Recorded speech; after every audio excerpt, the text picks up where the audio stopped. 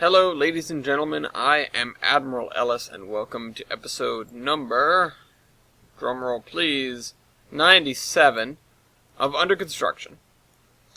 This week, we are going to be working on some of the larger scenery pieces, I would hope, but also I'd like to wrap up a lot of what we started over in Mason's Landing. It is important to me to get a lot of this scenery work done because, well, it'll help me feel less bad about myself. Because I want this area to be done. So, a lot of it is a lot of copy-paste stuff, may have to be done off camera, or at least towards the end of the episode. I think we'll actually do that towards the end of the episode. But getting over RJ Canyon has really opened the floodgates for copy-paste, at least to fill in a lot of other areas that we just haven't gotten to yet. I don't really want to leave large gaps in terms of, we worked on a lot of area around the track, but not the area that actually is the track. I don't want to do that because it looks kind of dumb and, various reasons like that. But if that's what we end up getting to, that's what we end up getting to. I think today we will have plenty of stuff to do in terms of Mason's Landing, and and all the other stuff, including RJ Canyon and including the stuff to the side of the swamp. Those are kind of priorities. But unfortunately today I didn't really come in with a game plan. I just sort of went, I really should work on these things, or I know these things need work. So I guess I'll work on these things. I don't know, I've done better with that, honestly. Even last episode I was much better with the game plan, sort of, for getting work done on the route. Today it's just, I want to fill in these areas here. I want to see less gray. That's really what I'm after today. I just want there to be less gray on the map. And so doing that copy-paste in the last, half hour or so of the episode, I feel like is going to be fairly important. We just need to prepare for that. Or it's going to be important to me, at least. That's the thing when you're route building. You really have to prioritize, but at the end of the day, as long as you're working on the route, you're working on the route. It depends on what you want to see first. I mean, when it comes to having a version of the route that I can give out, the trolleys are still not in a great place. I still don't love it. In fact, there was an issue with them last time I toyed around with them. In fact, one of them derailed. And I'm not really sure how that happened, but it did. So, yeah, that's, need to figure out what was going on with that. So, yeah. Alright. So, like I said, the goal is to just get these edges done. A lot of them, they may not deserve sand all the way through. You'd probably just want to have sand on the very edge of a lot of these, and then there's some where it looks like we have some not prominent, but fairly evident cliffs. We have this little lagoon going on here. And this is really going to be it for this area. I'm just going to lay down some sand, and that's about it. The thing is, when we don't have a game plan, we end up lollygagging, and we end up spending more time than we need to on areas. Because we don't know what we're doing, so we're afraid of moving on to another area. And I probably should have left this for a point in time where I didn't really know what I was going to do, although, to be fair, right now kind of is one of those times. There's plenty we can do, but I'm just not sure what we should be doing. So, let's see. That's kind of steep for a beach. This maybe I can get away with putting some beach in, although this area is definitely sandy. Anything that's super flat like that.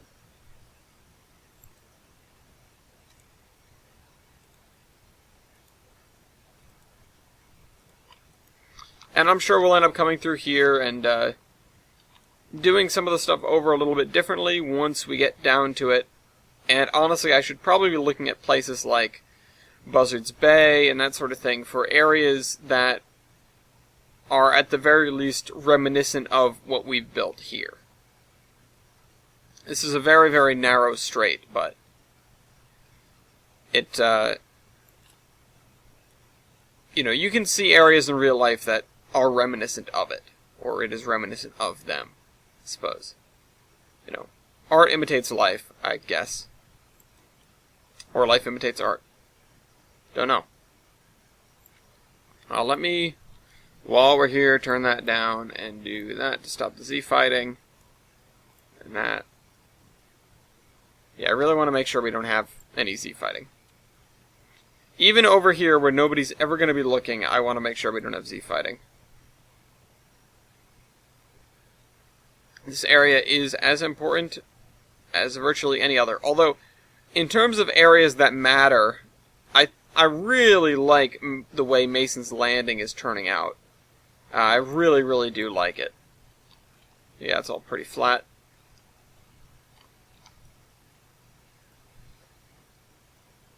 There should be like a passenger station here or something, because damn, this is a hell of a beach.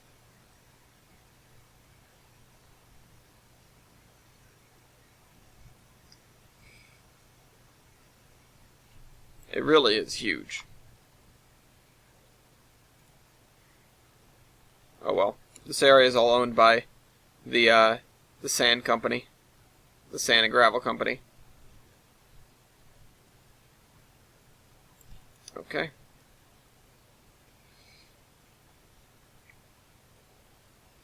I kind of want to call it Boston Sand and Gravel because of how famous that is a name for me. But then what would this be? Boston Strait? And then, we could have a town of Boston. We could call it that.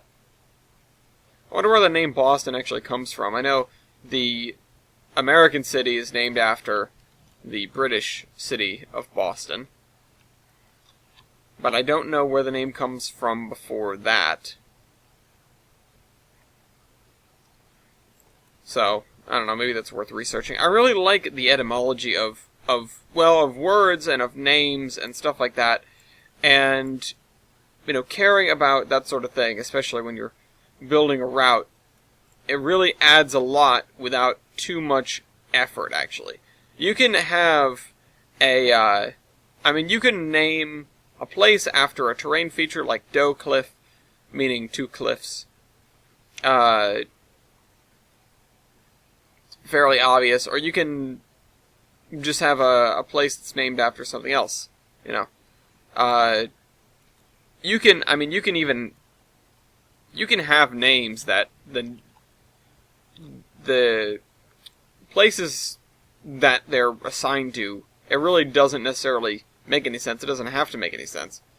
And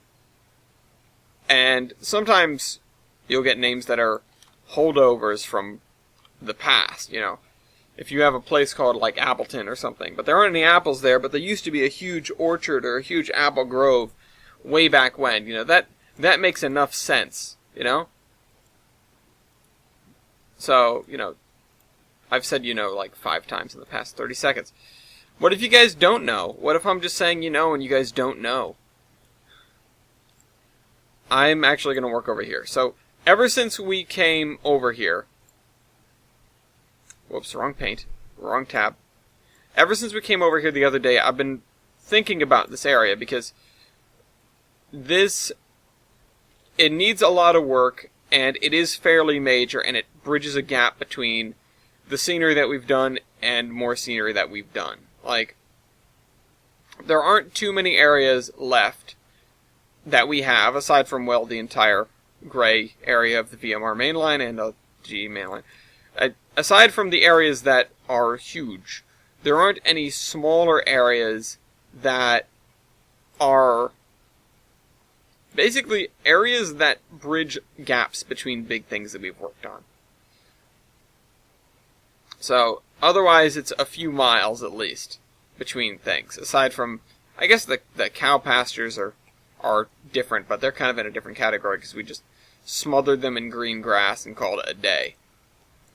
Still not sure how I'm going to make those look really good, but they look okay right now. We certainly have worse looking things, I think. They're just plain. Which, to be fair, they kind of would be. what I could do is, well, I've said about sprinkling trees and stuff around, but I could also sprinkle, like, boulders around. That would probably make sense. Let me, continue this over here.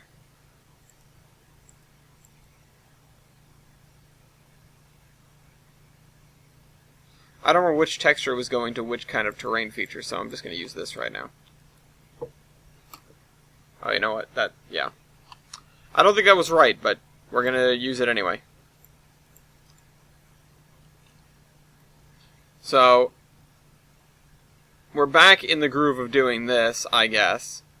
Which, this is always very time-consuming, and honestly, it feels like it's more trouble than it's worth, because in the end, it doesn't come out looking that great. It looks okay, but it doesn't look that real, you know? This area down here looks pretty good, but this area up here, we've done better. We've done really a lot better. So, I don't know. I'm not in love with it. But I just don't know what to replace it with. I don't know what belongs there instead. And in future areas, maybe we'll figure something else out. Or maybe you guys will have a insightful suggestion. Or I'll notice something on a route review or something like that. I don't know how far we are. We're pretty far removed from our next route review, which is fine by me. Although, okay, I talk about this all the time, but I was just thinking about the Tuesday slot again. And I realized after a discussion with Madison, you know, I realized the reason I have the viewership that I do, you know, it's not extravagant, but it is something. The reason I have this viewership is because I'm doing something that not a lot of other people do. Not too many people build routes in trains and share it online. So, I'm filling a niche. I realize that in filling this niche, there are other things that I can exploit, and I don't just mean like other train-related games, but I mean, I already do Q&A, but I don't do tutorials necessarily. I am, you know, going through and building a route, and you guys get to see everything, and you guys get a window into my thought processes a lot of the time, but I don't do like a, hey, could you do an episode on this? And I think that I may, if somebody asks me, if you guys ask me in the comments, will you do an episode on this? And I'll make it on Tuesday. I'll make a little trains tutorial, and that'll be that. And maybe Madison will join me for one if she wants some insight into that sort of thing. Because I know she does. I know she wants to learn about it. She has Tane, I believe, but she hasn't ever used it. Whoa, spinning around. I got it for her because it was on sale for like $11, and I couldn't say no to that. Okay, so we'll put this like that.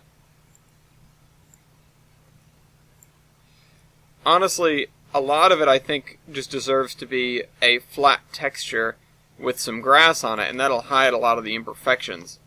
If we've got something really drastic, then we'll definitely go and add another texture like we do, but I think my downfall on a lot of the areas that we've done just to the left, whatever direction that is, I believe that's east, a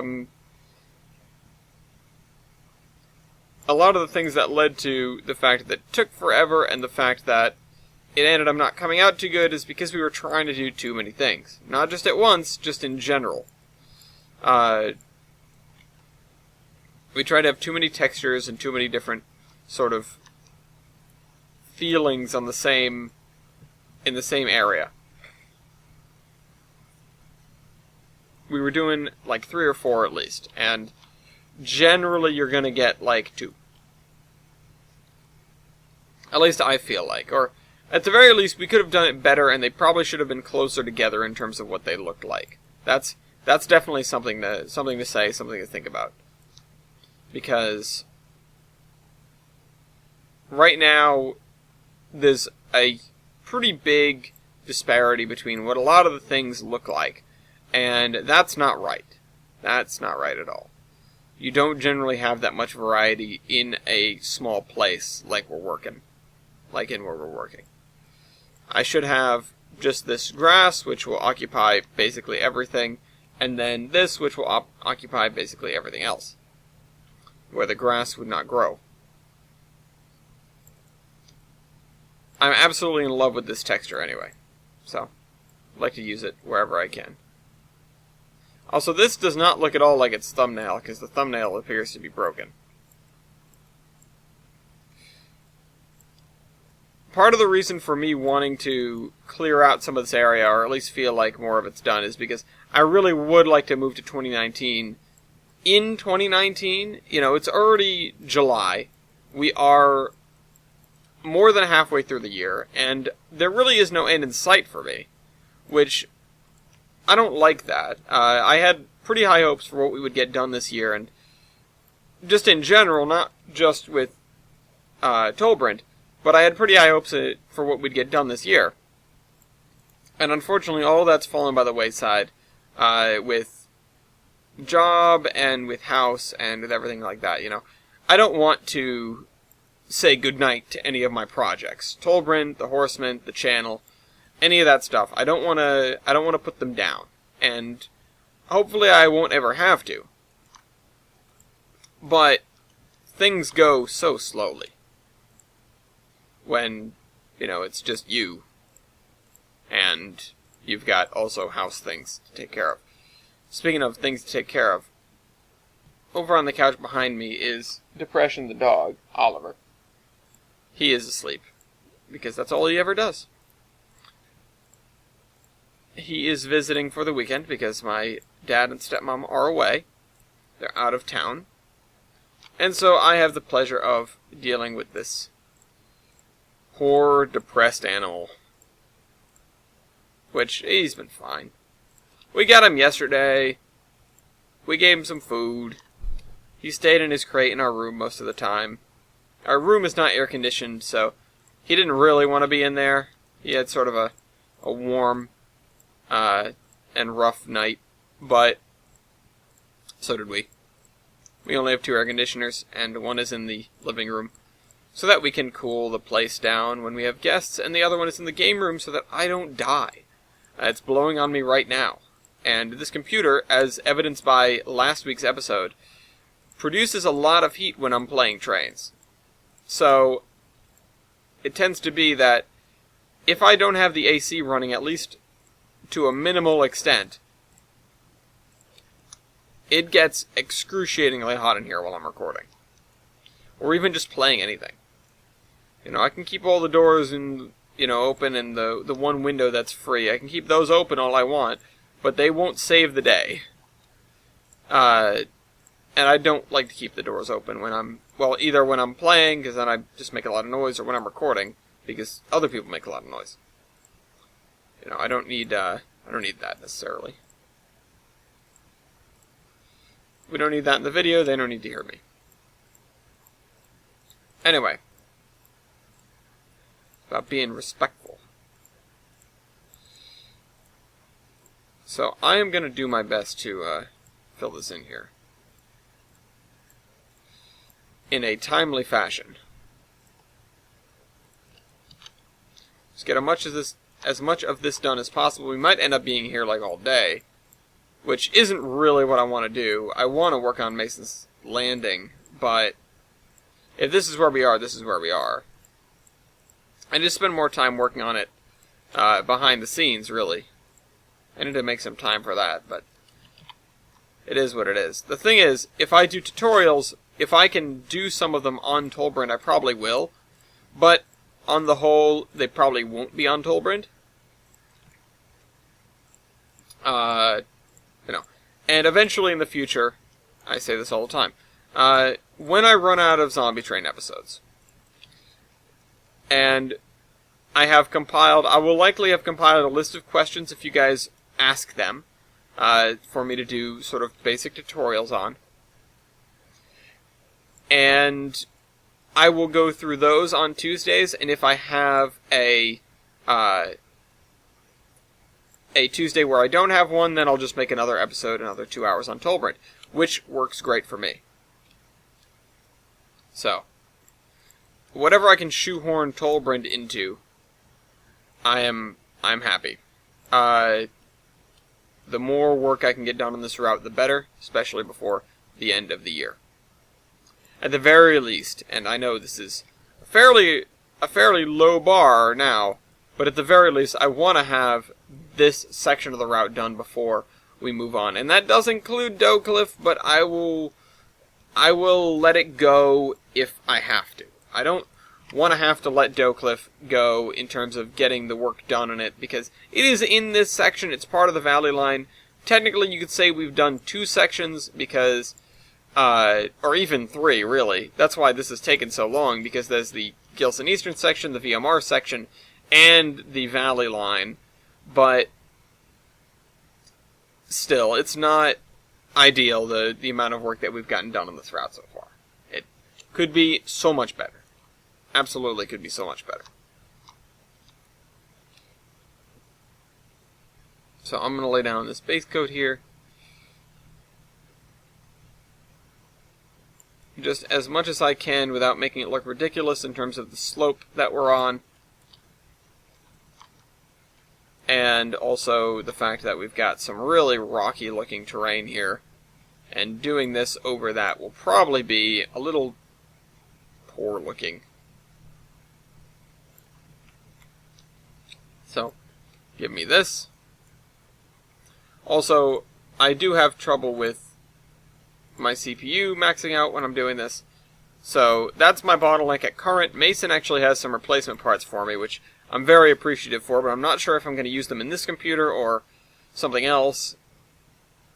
I just know that that is my bottleneck right now. I'm not sure if it would be better in 2019. I am anxious to find out. But all I know is that that's where my troubles lie right now, and that's why the camera will go out of control, because 10 will stop accepting input when the CPU maxes out, as you might expect. And whatever your last camera input is, it'll just follow that into eternity. The spinning, or movement, or whatever. It'll just do it. Until the computer sorts itself out. And it'll only be these little hiccups, but it can really lead to a lot of trouble throughout a couple of hours of work. Also, I'm doing the thing backwards again. I'm not doing the base coat first. It's not really what I should be doing. So, past couple days, this is being filmed on Saturday, full disclosure. Don't know when the podcast is going to get done. Hopefully soon. Full disclosure. Or not full, god damn it. Past couple days is where I was starting. Sabaton released in full the Great War album, which I will undoubtedly be purchasing in full, likely at their concert. Hopefully it's not outrageously priced. Hopefully they have merch. If not, I'll just buy it when I get back, but I want to buy it directly from them and make sure pretty much all of my proceeds go to support the band, because I listen to their music constantly on YouTube, and I know that's just pennies for them. So, Bismarck did reach 10 million views. It reached 10 million views. It's their first music video, I believe, to do so, or their first anything to do so. And I did my part, because I must have watched that, 50 times or something. The one thing I don't like, though, is the fact that the video has completely spoiled me. And I adore the song with the Foley in it, and without the Foley in it, it feels empty. The sounds of the battleship firing, and the planes, and the explosions, and just everything that goes together, everything that made the music video sound amazing that wasn't the music, it just feels so right. And I can't do it without it. I bought Bismarck. I bought the single off of iTunes to put on my iPod, while that's still a viable thing you can do. And every time I listen to it, it's like, oh man, I wish there was gunfire. And it's funny, like in Passchendaele, What's the Price of a Mile? In that song, I believe they used gunfire for the percussion.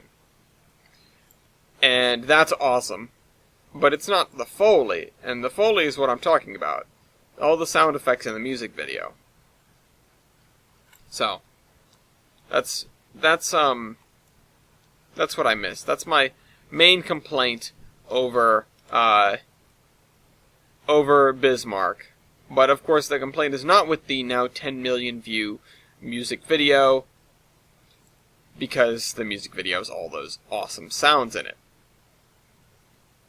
Also, I should dislike it because the models were provided by World of Warships, but you win some, you lose some. Sometimes, what's the real saying I'm looking for is nobody's perfect. Even Sabaton, as much as I would like them to be.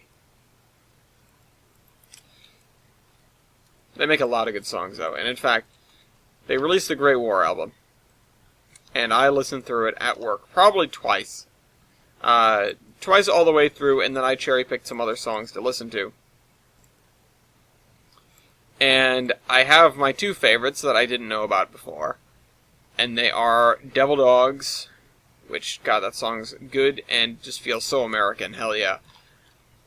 And the other one is a story that I knew about beforehand, but that doesn't make the song any worse for me. The Attack of the Dead Men. In fact, it makes the song so much better, is what it is. But even still, it is an awesome piece of music. It steps out of Sabaton's comfort zone in a number of ways, and it just feels so good, and it tells a story, like I said, that I absolutely love. The 100 or so Russians that survived a gas attack charging towards 7,000 German soldiers that were trying to take this fortress. Oswiecim, I believe, is the name of it. I think that's how you pronounce it. The fortress had been shelled to pieces. There had been a bombardment of gas where the Germans had massed basically all their strength in the sector to take this fortress once and for all. They knew there were only a handful of people left, and they expected very little resistance going into this fortress where they outnumbered people, 70 to 1. And 100 Russian soldiers, Tsarist Russian soldiers, come out. Blood is coming from their mouths. They are running at the Germans. They are crazed. They are half blind. They are basically dead men, as the name goes. Because of the chlorine gas, they were in the process of dying, and they charged the German lines, and the Germans just ran. They just ran. What do you do when the dead are running at you? You run. Because that's not something you expect to see. It's not something you need to see, or want to see, or hope to see, or anything. It is an attack of men, 100 men, who are already dead, and they are running at you. So, yeah. Attack of the Dead Men. And the chorus, I keep trying to sing and keep failing because it's so damn difficult to replicate the intonation and everything like that. It is just damn near impossible. And to get it right, and to get it, feeling right. And moreover, the lyrics themselves are difficult to repeat. If you listen to the song and then try to repeat it, you'll probably understand where I'm coming from. Because just the cadence of it is so bizarre. And it helps the mood a lot, I think. But it makes it very difficult to perform. Hopefully, they will perform all of the favorites from the Great War album at their show in November, which I am so looking forward to. Wild is also going, but he's not going with me, unfortunately. He couldn't get out here just for a concert. Seems like a lot. Although I did totally want him to do it. It would have been a little bit difficult for him to do so. We did just have O'Gillies here this past weekend. That's part of the reason why Under Construction was so late last week. But fear not. At least some of you got to watch it before I produced this one. Partially because this is a couple days late. But seeing the conversation on an episode really does make me happy. Or, comments on an episode really does make me happy. So, if you do have a comment where it would be sort of a suggestion for a tutorial episode, I can start compiling those and start, making tutorial episodes. If somebody needs advice on certain things, and a lot of it, or not a lot of it, but some of it may be me figuring out things on my own. But you could point to a specific thing on the route and say, hey, how did you do this? Although I have videos of that. But you could also just ask, hey, how do you do this? And I know doing that AI tutorial is on the list. And I may do that. I can't do that this Tuesday, I don't think. I don't know. This Tuesday I'm actually going out to do some site work for work. To do commuter rail passenger counts. Hopefully it's uneventful but interesting.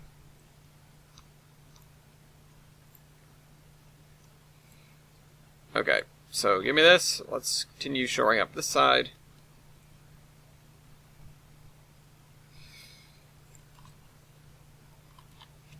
The other thing I would like to do probably is put guardrails along a lot of this highway. Just because it feels like it needs it,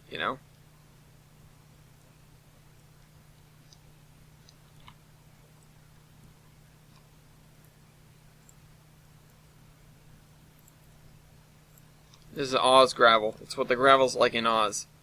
Not like Australia, like actually Oz. This is not gravel. This is dirt. This is dirt with some rocks in it. If I ordered gravel and I got this, I wouldn't be happy.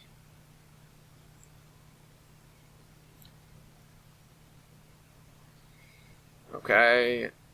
Just fill in that little area there. I think, like I said, I'm just gonna go nuts. I'm gonna fill in this whole area with this texture. That's all I want to do.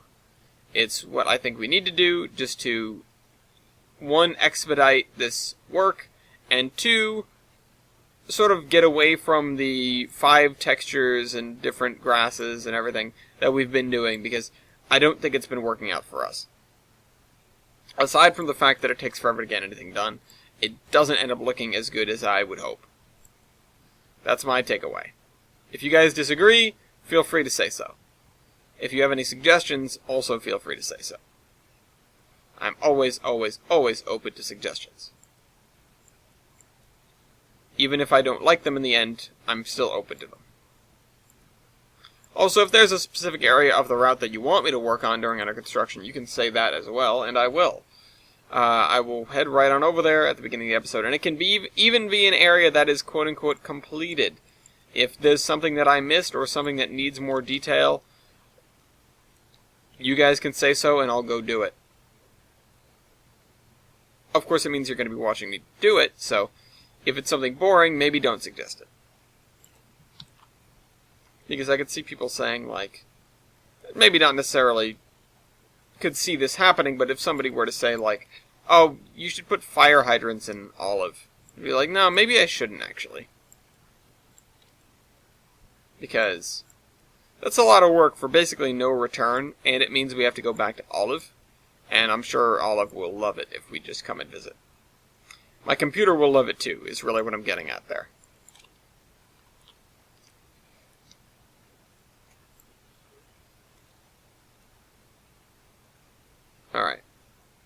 So fill in this area here. More texture.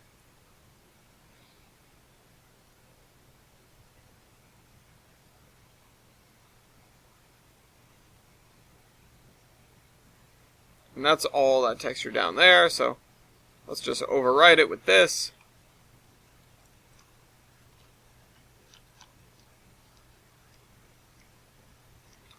See, I was going for the stratification here, and we just never finished it up, but I'm just not going to.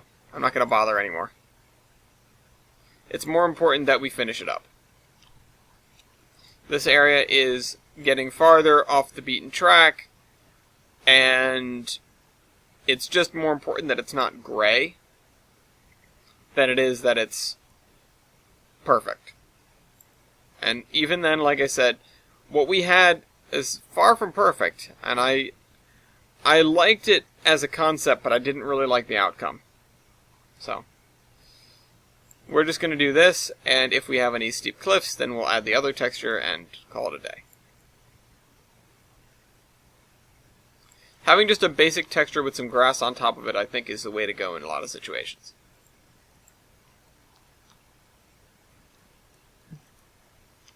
So, pro tip for anybody that's working on a route, though. In order to make life not suck, when you go to make multiple sessions, do all of your work in the route layer, for sure, in an edit session, but do all your AI work and stuff in the session layer. Like, duplicate a session and then add stuff to it. But the thing is, that means you can't work on them both at once. And it means that, I think it means that you can't have just universal stuff as the basis, because I don't think a lot of things they won't save in the route layer. They won't ever save. Signal configurations won't save. I'm not sure if industry configurations will save in the route layer. They'll probably only save in the session layer. I know rules will not save in the route layer. They are specifically, explicitly in the session layer. Which is kind of unfortunate that it is that way, because it means that you can't really have AI that you're updating periodically and a route that you're updating periodically at the same time. If I were to have, if I were to do AI on this, I would have had to finish the first section of the route, so all of in that area, then made a session, then made all the AI on it, then made a new copy of the route and took that session with me, but not touched the session until after I was done with the route. And then all the sessions would actually have to be copies of that session. Like, it doesn't end up working out. So, it's a lot of legwork to seed a route, which is why I think, for now, or rather, it's why for now I am just working on the AI session, because that's what I get the most out of, and you can do whatever you want during the AI session. And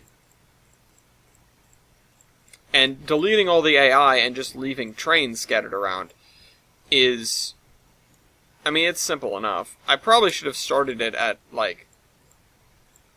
whatever period of time there would not be a single train out in the system, but I don't know when that time would be. I decided to start it at 6 in the morning so that there wouldn't be too many trains out in the system, but you still already have passenger trains that have either traveled through the night, or freight trains that have traveled through the night, or passenger trains like commuter trains that left in the very early morning that are out on the railroad.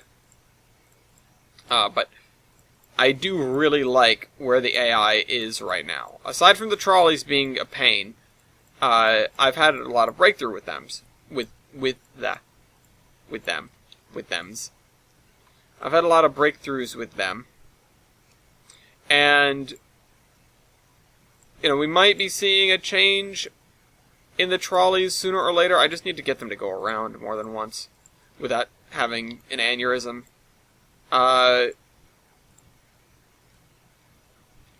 So, yeah, that's my issue with the trolleys right now. They just keep doing weird stuff like driving backwards. And I may be able to mitigate that to an extent with some of the commands that I started working with. And it basically just ends up meaning that we can't... Oh my god, I can't think right now. It basically means that, in the end, I have to go and recreate all the trolley schedules and then see if I can get it to work. And I can change the trolley schedule. You know, all I have to do is change one loop or whatever. I cannot answer that. And it'll just do that. And the reason that I haven't been doing that previously is because I've been reluctant to add a new command to the trolley schedule, because it means I would have to repeat it again and again and again. But if I can have a thing which automatically repeats it, other than the repeat command, because there's a reason that I haven't done that, then that's a huge win for me. And boy, am I looking forward to the textures that have the grass on them, instead of doing this.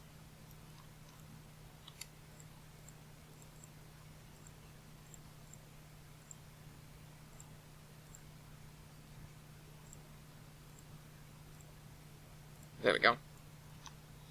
Okay.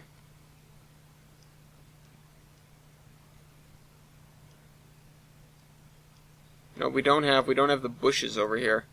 Let's get the bushes. Aim for the bushes. There goes my hero. I hope you guys know what that's from. Oh, I'm in Adams. Where are the bushes? Oh, there they are.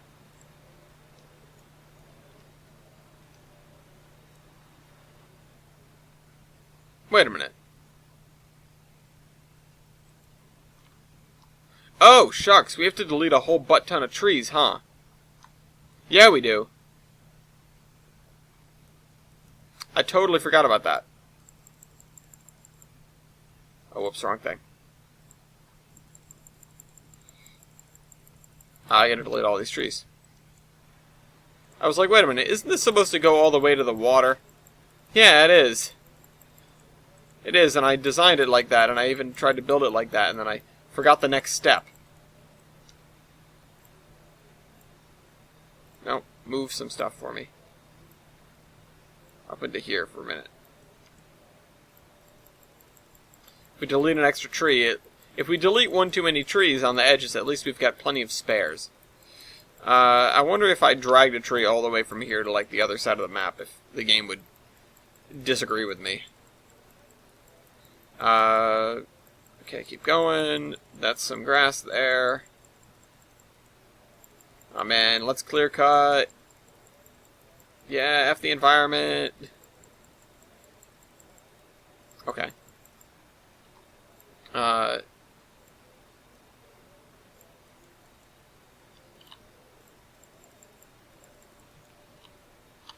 I think we're taking a right turn.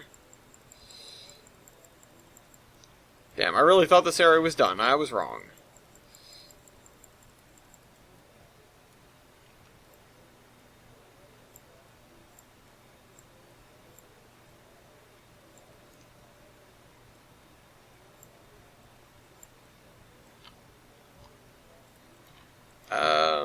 Where is the grass? Oh, it's there. I know I can just look for the spline points, but I'm trying to figure out if I have to move any trees or not. And if I can steal any trees from one side to sort of put somewhere else. Because I don't feel like we have enough on the edges here. The thing is, this forest that I've made isn't quite as dense as it could be.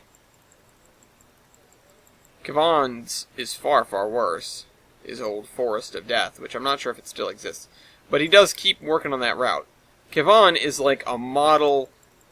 I mean, not student, because it's not like he sits around and learns stuff from me. But he's a model route builder, in that he doesn't give up on his route. If he doesn't like something, he just sort of moves on. Or if he has a new idea, he just sort of adds more. And so he just makes a larger and larger and larger route. And I not only respect that, I love that. That's, in my opinion, if you don't have a pre-made route plan, that's absolutely what you should do. Of course, it will probably end with you having a lot of gray area, but in the end, it can be worth it. I mean, it can be okay, if not just worth it in general, because it's... Oh, it's the same texture, huh? It's not necessarily bad to have the gray area, especially if you're the, especially if you are the only one who's really playing on it. And the more track you have, the more you can automate. And that's fun. Some people just love to automate. I definitely love to automate. I would, if I didn't have to build this route and I could just automate, then I totally would probably do that. I would love to try and do that with the UMR, but I'm not sure how I would. Like I said, I'm going to try and do it with Jader's route, because I think that'll be not only a fun exercise, but it'll be sort of a great teaching experience for me if I'm turning into a stream and whatever. I definitely want to do that still. I have the route, it's sitting here, it's like, I won't say it's on the back burner, it's just one of those things. If I were to do, if I were to start my Tutorial Tuesdays, then that would be one of the first ones. Unless you guys have other questions, which I will be more than happy to answer. Also, we don't have a timer up. Oh, we're 45 minutes in. Okay, we're not as far as I thought we were. I thought we were going to be closer to an hour. Either way, we're getting plenty done. It is just basic texturing stuff, but it is still plenty. And like I said, we will go and copy-paste trees in the last... I originally said 30 minutes, but it probably should be closer to 15. Not because I'm worried about it crashing, but just because we don't have too much that needs copy-pasting. Unless we want to go and design a little thing for our cow pastures. Which, I mean, that could be a fun exercise.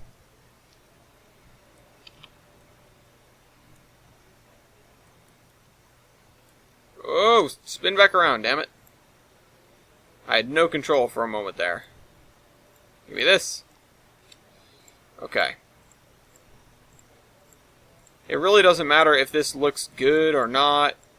It just matters that it's covered in grass.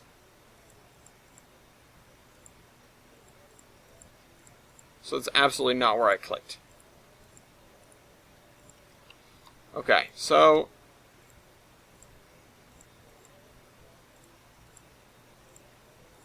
yeah, let's do this. Let's do this thing.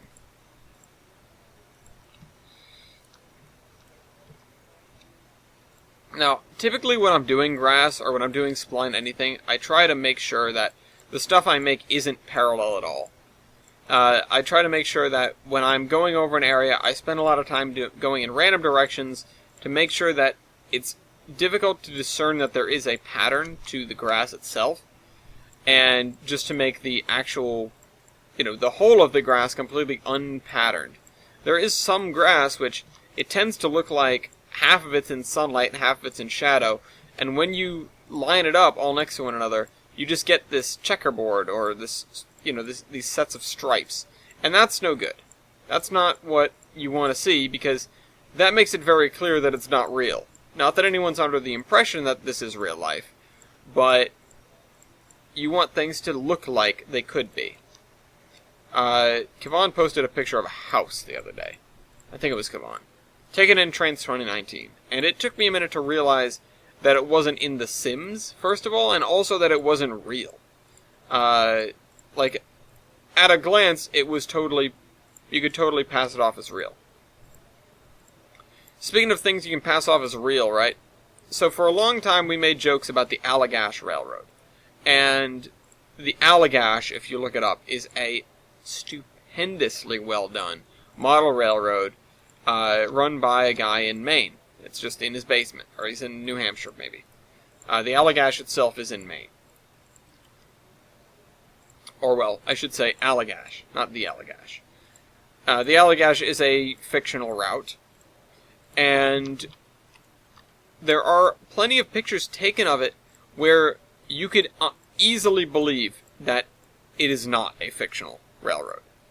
There are pictures that look damn near real, and it is not difficult to take those pictures. They aren't doctored, they aren't, made super special. They are just pictures of the layout taken from the right angle to make it look like it's not on a bench, it's in fact out in the woods of Maine. It is so well crafted that we've had people believing that it was real, and there is a picture hanging on the wall of the Province Northern, which visitors regularly get confused by. Because I'll tell them that it's not real, and it just looks so real. Weibold has said, and this is a very smart thing, that part of the reason it's so real is because almost nobody models what it models, and that is a November day after a snow, where there are, there isn't snow on the tracks, but there is still some snow on the ground. It's just sort of a dismal, gray-looking thing. It's not a typical model railroad where things are generally good-looking and tend to pop.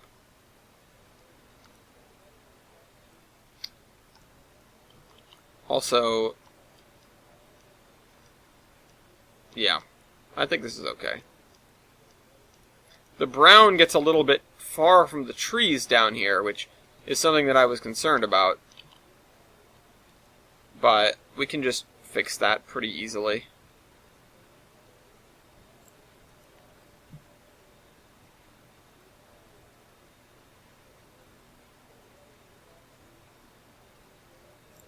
Yep. Yep. Again, this is one of these areas where I don't expect too many people to be looking at it, but it's worth making it look good enough. See, the scenery on Tolbrin is all about good enough. However, the track work and the industries and the AI on Tolbrin is not at all about good enough. Good enough is not good enough. Perfect is the only good enough. Mostly because the AI does have to function non-stop without complaint. So, I'm just getting into the using of the copy commands command, and thus the closest thing that Trains has to subroutines. But of course, because we don't have any sort of... Excuse me. My back. Sorry. Because Trains doesn't appear to have any sort of if-then statement, then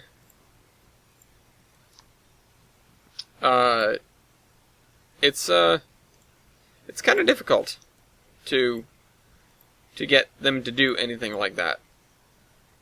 Oh man, Oliver's totally passed out.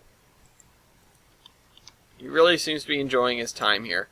He gets to lay on the couch instead of in his crate. He's such a good boy. He's not even listening to me. Just like all of you.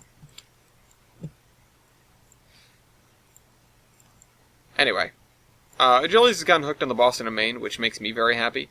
I changed my profile picture on Skype back to the Boston and Maine. And I don't know, it just makes me happy. I like having people that like the same railroads as I do, that aren't the Pennsylvania. Because, well, let's be honest, it's kind of a cult. Not that I'm upset with that. But, I think it was last episode I talked about how most of my feelings for the Pennsylvania and the Central are really just in jest. They were both fantastic companies, and they both had some amazing name trains, and yada yada yada yada. Oh yeah, I did talk about that, because I think I got on the tangent about the I-1s, or the not I-1s. I-1's Big Chungus. The I-5s. Alright, so... let's do this. Let's do this.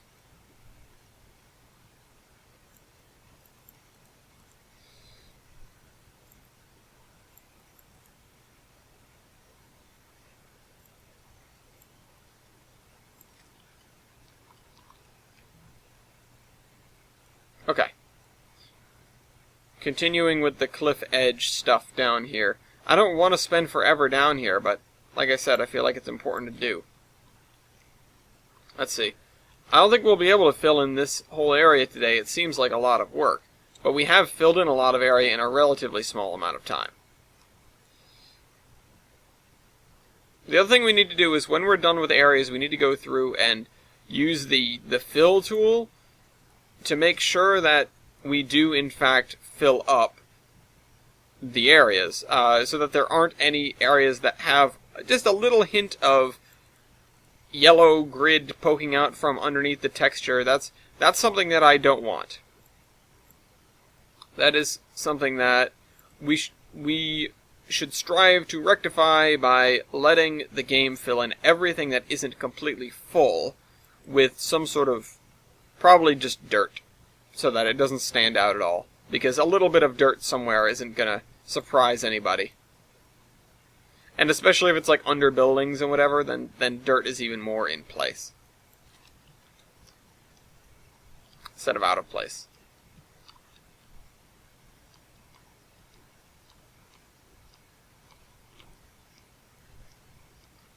Okay, continue with this.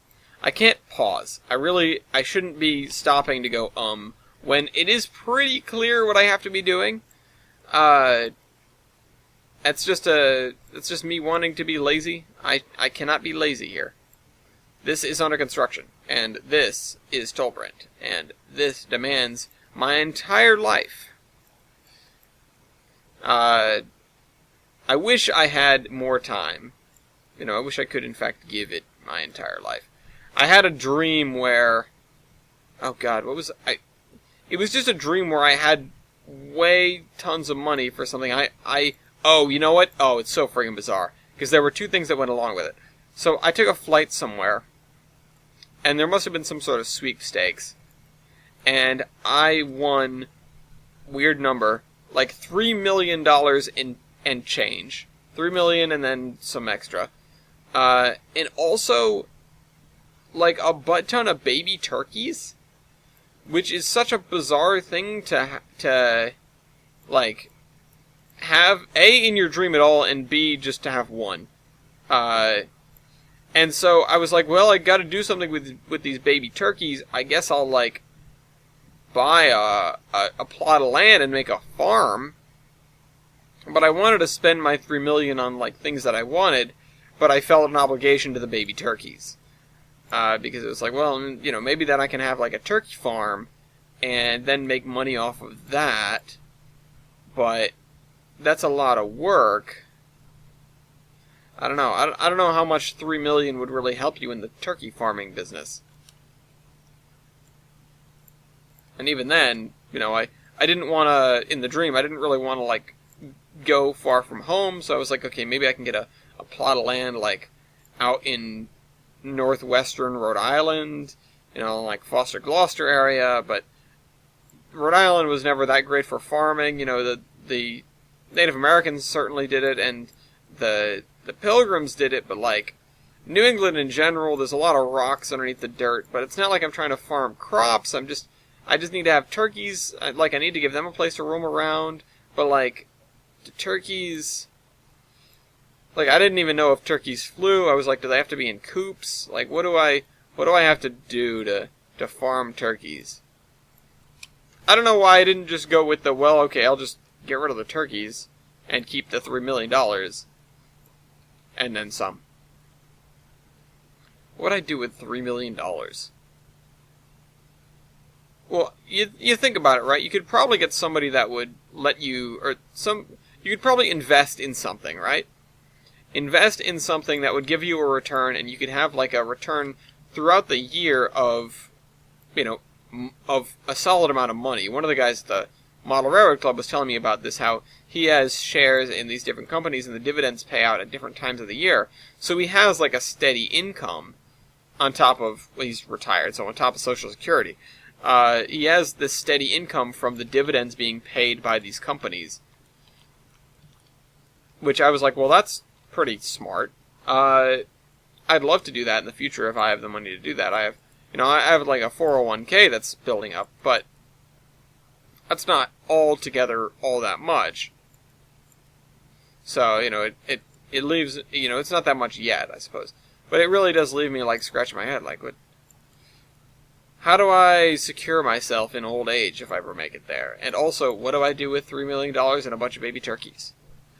I want you guys to answer me, what would you do with $3 million and a bunch of baby turkeys? Would you feel an obligation to these turkeys? Also, that's the other thing. It was literally like a bag. They were alive, but it was just a giant bag of baby turkeys. Like a plastic bag. So, I don't know how my brain got the baby turkeys thing. And then I was like, if I just let them grow, then I can sell them all.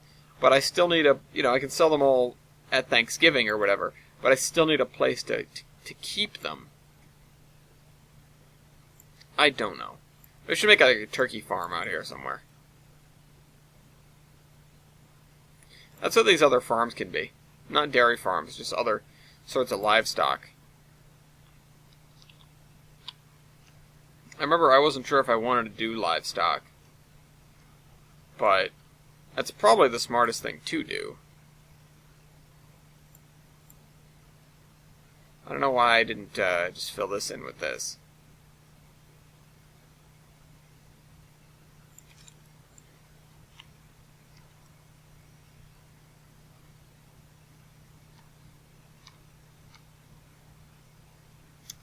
Gosh, there's so much gray on this map. It really is daunting, and I'm sure I've said that before, and I'm sure I've said that before. I say that all the time. But it really is daunting looking at the map and realizing just how much gray there is. And a tile individually is not that big, but when you have so many of them that you need to fill in, even if it is areas with relatively nothing, it's a lot of work. And getting done the areas around, like, rivers and stuff, it's a lot of work. It really does take quite a bit of effort to go in there and to do the textures around something as simple as a river. Especially if the railroad is near there, because you want people to look at the area and go, wow, that looks good.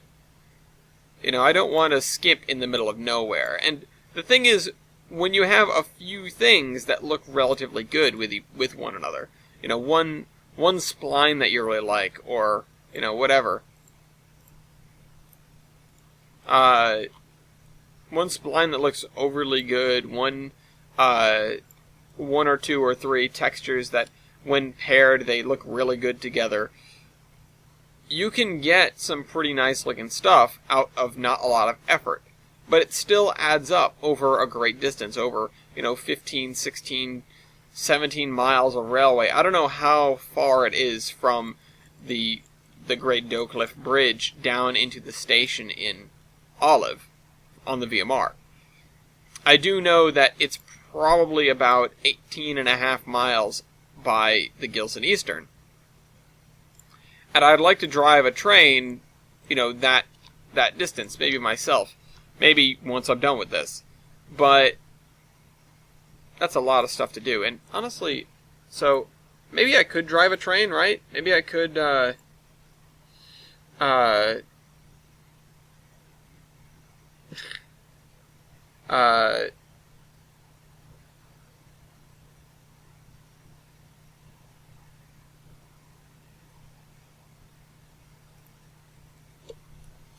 sorry, distracted. I could do that. I would just need to have a train to drive out of there. I would have to make, some sort of freight train. There really wouldn't be a train doing that in the morning. It would be doing that in the evening, in the afternoon. But I wonder how I could contend with the traffic. And that's something to think about, right? We have a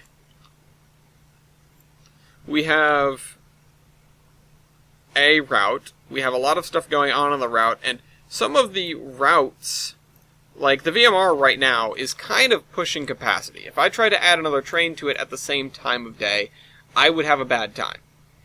We have the early morning trains, including the one that connects with the Zion and Skyline. So that early morning train that has that transfer coach. We have the early morning train going the other way. And we also have the container train. And we don't have any other freight trains going through yet. If I tried to have another freight train going through, that would be problematic, probably. It would make things a little difficult.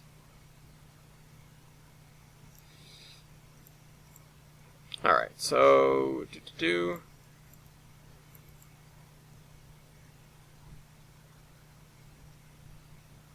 Alright.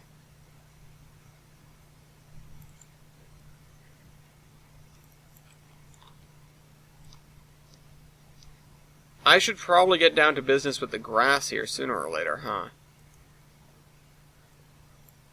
Just before it gets too late in the show. But even then, it's not the end of the world. It's not the end of the show yet, either. Also, I do have a couple comments, huh? Don't I? Sorry. Nevin Karras asks, what's the IP for the Minecraft server? It is 74.103.242.200. There you go. If you need to hear it again, you can just wind back the video. Also, you can ask... you can ask me on Skype, and I can send it to you. I don't have a place to, post it anymore. So, I will have to get... you know what? Shortly, I will have something figured out where you will always be able to see the IP when you look for it. That is something I will assure you of. As to what that is, I can't say. But, I don't want to have to be, answering the question of what's the IP, especially when the IP changes, because then I have to post it in 5 different groups, and then the people that aren't in those groups have to, ask me like that, and I have to say it either on air or post in the comments, or, something like that. I should probably write it in a comment as a reply to him, because, Nevin, I don't know if you know that I respond to the comments. I do mention that all the time, but it could fly over a lot of people's heads. It's just a relatively simple question. I get that you just want to know so you can get in the server. Also, let's see, we have another comment. I just opened the wrong thing. Brady Cure says, yes, you can turn around 2 foot because N scale is 1 to 160 and HO is 1 to 187 plus slight change of rolling stock and power to clarify. Okay, that's right. You can turn around in 2 foot, sorry. I really wasn't sure, so I saw the preview of that comment, I got the notification that it was sent, and I just read, yes, you can turn around, and I was like, what did I say? What did I say that prompted, yes, you can turn around? And I assumed it was obviously something with railroads, but I could not remember the thing with the, can you turn that around and whatever. And for whatever reason, I did remember our conversation about your railroad, or, your comment and my response to it, Brady. But I totally forgot that it was a model railroad and not in trains. It went way over my head when I was thinking about this comment. So,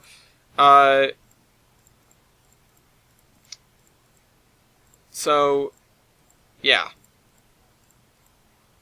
That is, N is 1 to 160, which is about twice as much. It's about 1 2/3 as much as HO scale. It's not quite 1.5. It's more than 1.5 times, and it's less than twice. 1 87th. That's slightly more than. It's about twice. Sorry, I was thinking something else. What was I thinking? It's less than twice, but just by a bit. God, I'm really bad at ratios right now. I just can't figure out math anymore. Too bad I don't have to do that at work. Oh, wait. At least it's Saturday.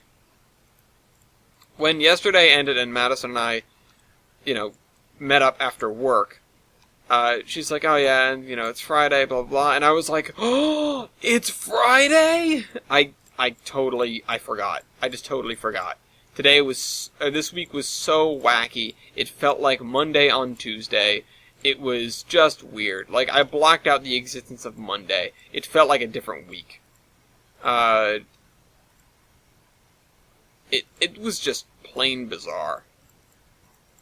Anyway, Madison and I, we finished watching Uno the movie this morning, which, for those who don't know what that is, Achievement Hunter made a Let's Play in the Xbox 360 version of Uno. Why is there an Xbox 360 version of Uno? I can't answer, but it exists. And so they decided to play it, and they made one Let's Play in it, and it went over, they had fun in it, so they went, what if we crank up the finishing score to the maximum and see what happens? Also, the other funny thing is it was filmed on election night. So, it was, they're all like, oh, we want to know who's going to be the next president, whatever. And people are like wanting to go home. Everyone wants to go home, but nobody wants to lose. The game goes on for hours. Because when you finish a round, you get awarded a score, but when the score to win is cranked up so high, which is, they set it to the maximum, you can't win by just winning one round. You have to win several. And other people have to have a lot of cards in their hands, so you get a high score.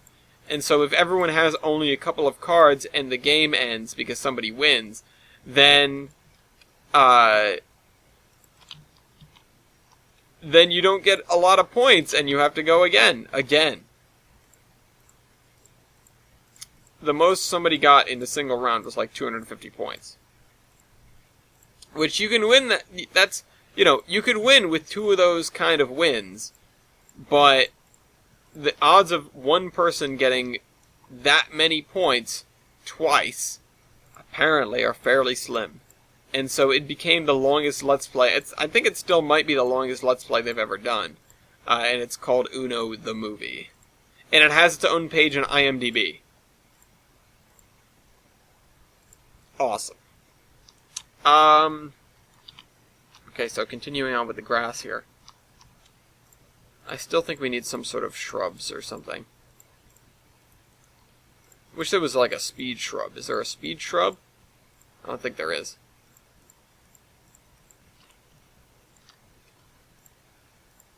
I just want to break it up a little bit. Like, I want to have, maybe a couple of swamp maples or something. Let's see, what time is it? Okay, we're an hour and 13 in. That's actually pretty... We're not under the gun at all right now. So I'm liking that. There's some of these episodes, it's like, oh, when is it going to be over? But at the same time, I don't want it to end before I do something, before I feel like I've done something significant. We didn't even work in Mason's Landing. And that's kind of where, I loaded in and I saw Mason's Landing. I was like, oh, this area is so close to being done. It's so close to looking so good.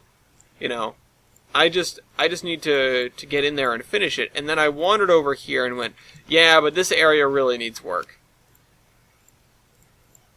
Bringing this up to the level of the other areas, I feel like is almost more important than just finishing Mason's Landing once and for all. Also, it means that we break it up a little bit. We break up the work here. And I'm sorry that what I'm doing here is fairly boring, but I'm trying to keep it interesting. So, Brady Cure also says, this is in the Eastern Rockies, shipping grain and milk from Lower Regans, wow, I'm good at words, Augustus, to a milling creamery at a higher elevation, Deer Creek, where it's then distributed to many more towns by truck. So, question here is, now that you mention that, because I like to poke holes in things, question is, why is Deer Creek where it is? So why are they taking stuff from the lower elevation into the higher elevation for the work? I can give you an answer that doesn't really apply in the Rockies, but is worth saying. Also, what if you're moving grain and milk, what era are you in? And you might have said this in the last comment, but I don't remember. I know the names are different. This is because Deer Creek was founded by a man from Massachusetts and Augustus was founded by a man from Maine. Certainly Augustus is a Maine name, being that one of their largest cities is Augusta. But I don't know, I just needed to bring that up because that seems out of place. The answer that I could give you for why is Deer Creek where it is because, well, if it's on a river, Deer Creek, you could have some water power, although a lot of Rockies rivers, other than the big ones, don't really provide a lot of water for milling. They don't really provide a lot of water power. And being that it is at the Rockies, and civilization didn't really reach the Rockies until after water-powered mills were pretty heavily out of fashion, that really isn't that good of a response. So I just wanted to provide that as that's my thought, but it's coming from a very New Englander point of view. It could also be, because you're getting into the mountains, it could also be, closer to coal, but generally you don't want to meet in the middle like that. Unless there's a coal mine there, that could make sense. But coal mines are generally fairly remote and not in major towns, unless you're in the Appalachians. Because there were sort of a lot of people living there to begin with. Relatively speaking, and it was close to other population centers. I don't know how big Deer Creek is, though, so... Well, if it's a mill town, it's big enough. If it's a milling and mining town, I could see that, being something that you could do in a fun way. But I know you're just sort of focusing on, this is a model railroad, so you've got limited space, limited resources. This is not trains. So, you could slip that in, but alternately you could just have that as the explanation for why it is there, because there was coal, and so they built mills right on top of where the coal was, so they didn't have to transport it very far. Whereas if you're, grain and such are already typically transported somewhere else before they are milled, because it takes a lot of farms and a lot of creameries to produce the amount of stuff, to produce the amount of milk that, it takes a lot of farms, etc., to produce the amount of things that then go to a distribution center and then are distributed to many people. So, yeah. Worth thinking about.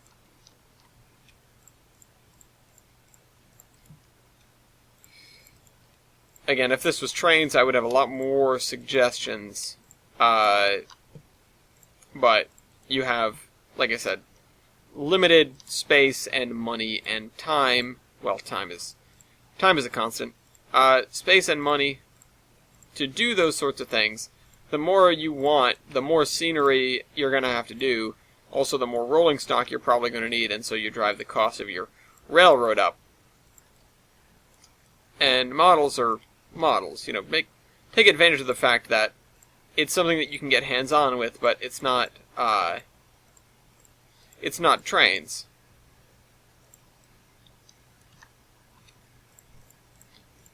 It means you can do basically whatever you want, as long as you have some paintbrushes. Also, he says, it is possible that in the future I might repaint and rebadge these models.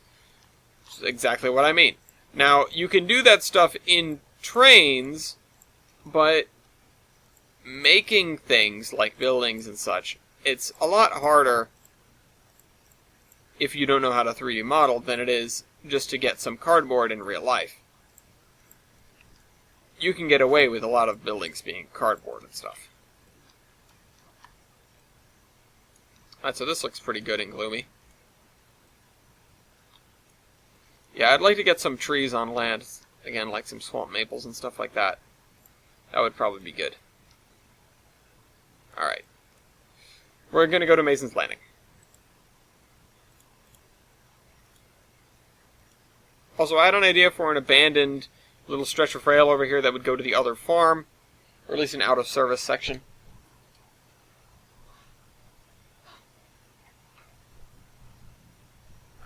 I had to grab my water.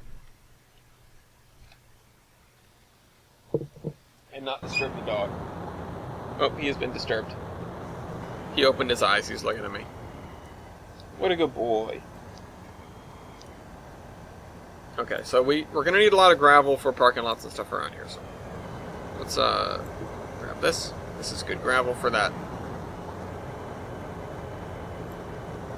All of this area where I haven't left grass is going to be either gravel or dirt, because it's going to be either parking, or just extra junk area. So let's just fill it in with gravel and then come back to it in a second.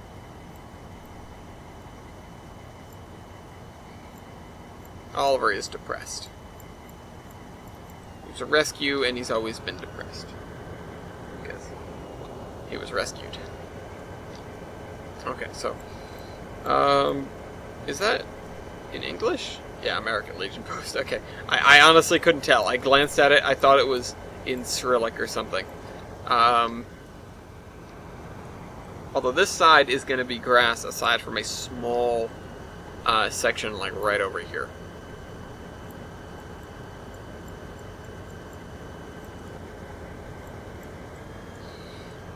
Okay. Also, is there any sound? Yeah, there is. I just had my volume totally off. Like I said, I'm going to put a park here. Do I have another kind of dirt to use?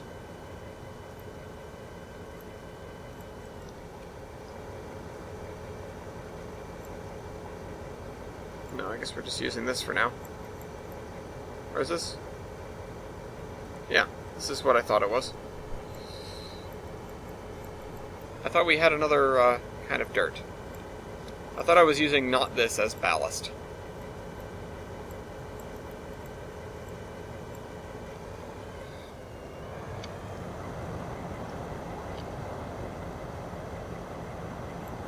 Okay, and this should be pretty much all that we need for a parking lot area.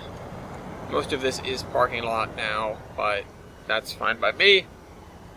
I want to have some chain link fence kicking around. I also want to have more dirt, because not everything is going to be pristine gravel parking lot. There's going to be some dirt. Maybe we can stick a little building back there.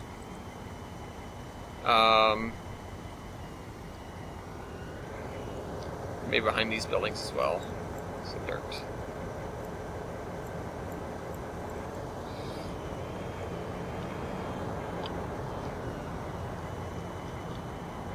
That's going to be a road. If we're going to finish this area, we really need to stop just saying, oh, that's going to be, and just start doing. But that is not what we're trying to work on right now. I want some chain link fence. Let's go find some real quick. Over here is a good spot for chain link fence.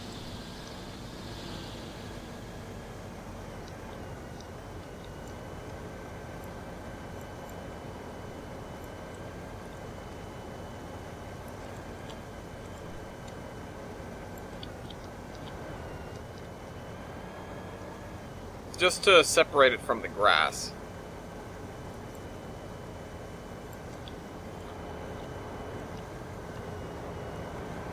And also one fence there, just to separate these two areas.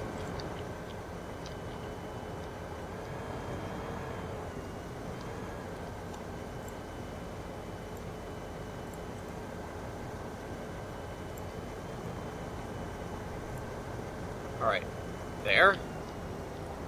And we missed a spot with the grass, so let's fix that. Same tab. That didn't help at all. There we go. It's always backwards, never the right way around the first time. Let's just get like some sort of shed.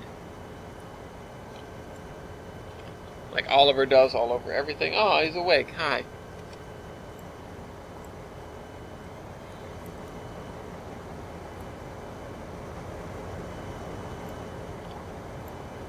I wonder what this would be. It's just some sort of shed. Also, let's make sure I can use that. So, YR to yes. Okay, good. I can.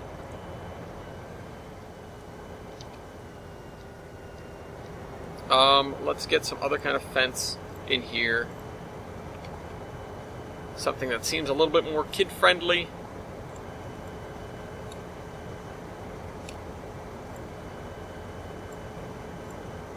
Oh, whoops.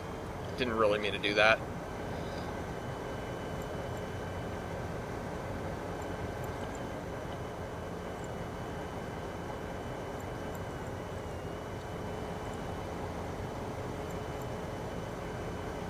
And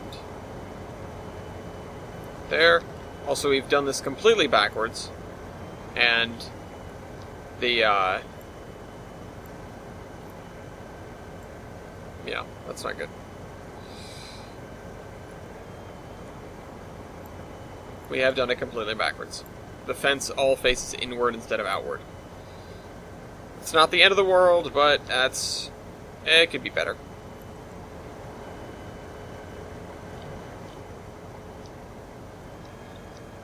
This needs to be straightened, and I shall provide a gate on this end, and another one back here. This will be like an ice cream shop. And I want some picnic tables.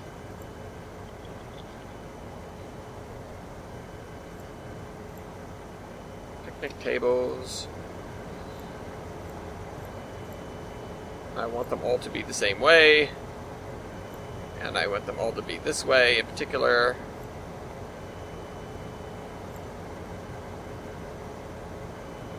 And I probably want just a little bit of blacktop here just to put these on.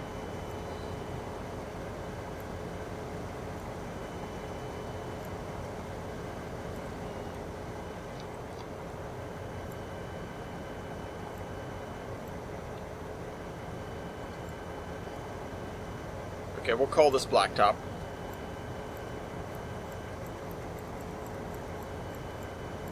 Yeah, it doesn't really look like blacktop. We've done better. Actually, you know what? It doesn't look that far off. We've done a lot worse. So, you know, maybe I'll just leave it. Soil sand. Soul sand.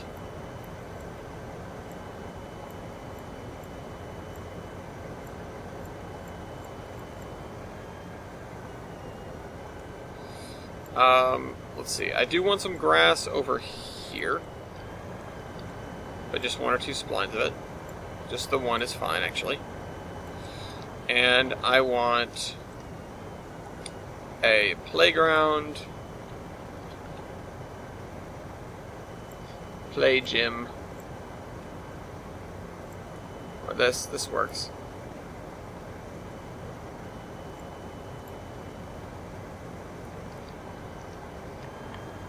At least it's different than what we've had previously. And then I want a path.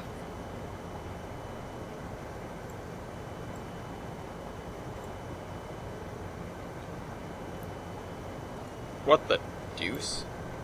Oh, whoops, I'm in the wrong thing.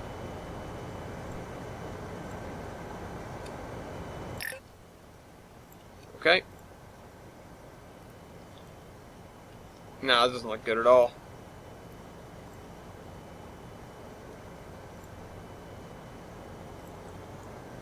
I kind of actually wanted a dirt path, but this'll do. I don't know why I clicked on it when I wanted a dirt path. I know what a herringbone path is, but alas, poor Yorick.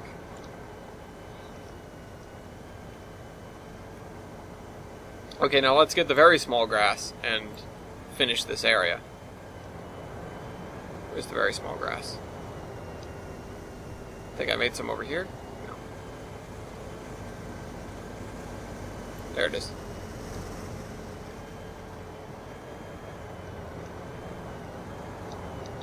I also want to put the very small grass over here. behind this building. Next to that building. Between these two. Behind here.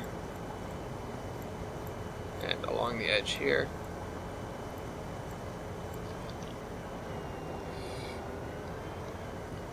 Along the edge here, and probably along the whole of this track, actually.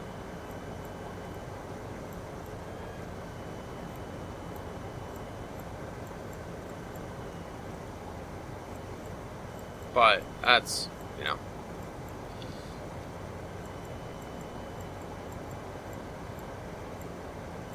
Okay.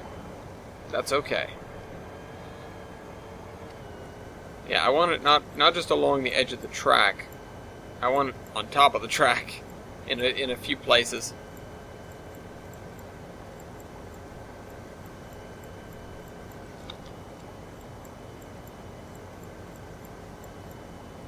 Okay. There.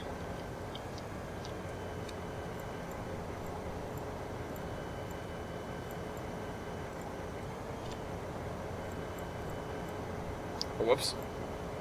This area is going to need more work.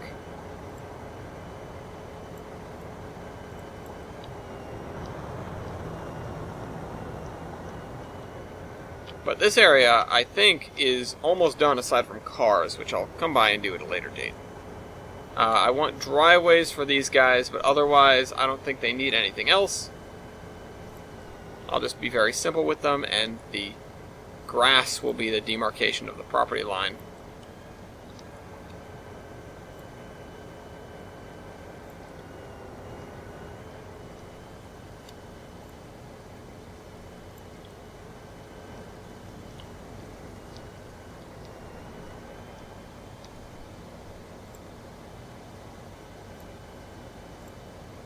Although these guys, they probably could use some fences. You know, I gotta think about, like, okay, who would care? Who would care enough? This area needs the same sort of treatment as the area we just worked in. And these guys, this is like a semi-detached house, so they will both have driveways.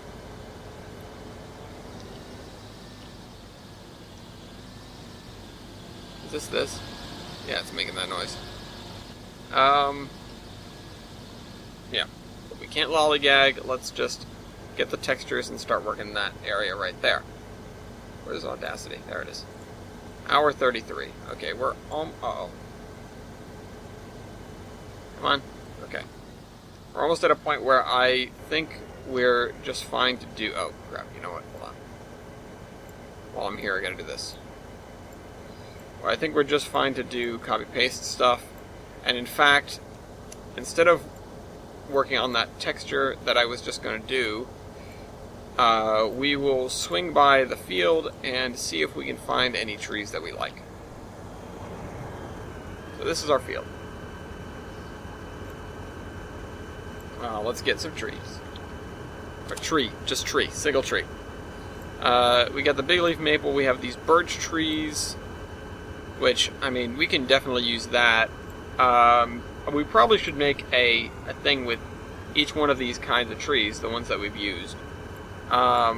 We've also got the bohol maples, we've got broadleaf trees. Where's the biggest broadleaf tree? I think it's number 1. This is a big one. Yeah.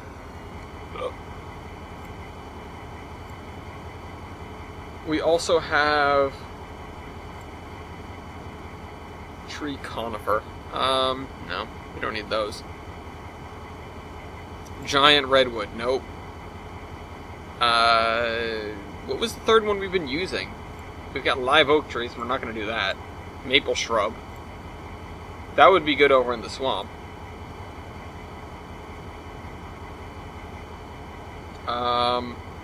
Red maple?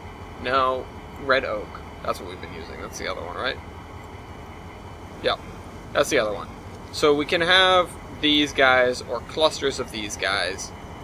Certainly, I'm probably going to want a cluster of birch trees to be present somewhere. I want a thing with a maple tree and probably a couple of birch trees, or like one. 2. And I want something with 2 red oak trees and a couple of birch trees. And so with each of these, I want to include some sort of texture or some sort of... Oh, god damn it, I did it again. I can actually probably grab the texture I want from...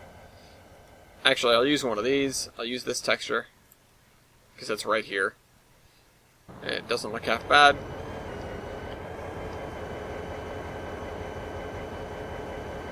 And why would these stumps be left here? Well, let's think about maybe adding a couple of rocks.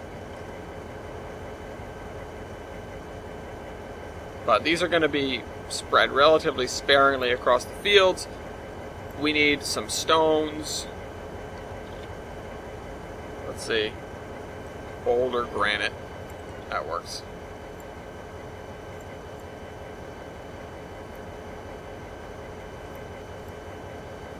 Oh.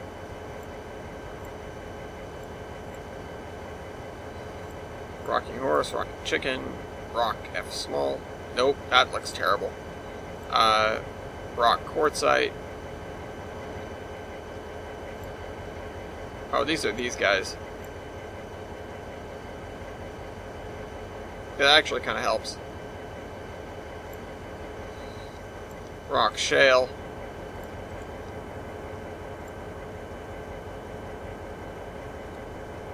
That's the thing with this sort of area, just like I mentioned with the New England stuff.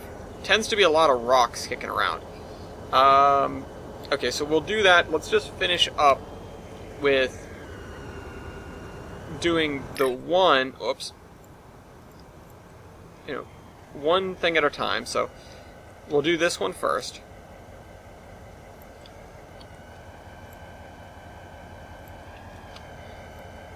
Let's get the other kinds of grass.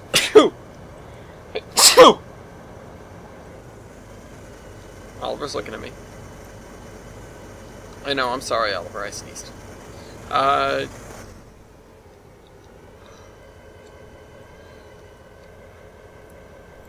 So, yeah, just get like a ring of other grass around the outside. This is the extra small grass. Or the very small grass, or whatever I called it. So we have a thing of trees here that we're going to be able to put out somewhere. And also we're going to make one of all of these except for you. Get out of here. Just as if there are little areas that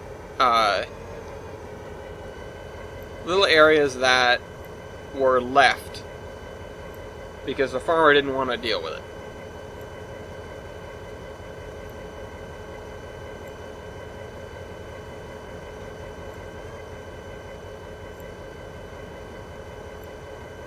Didn't want to clear it.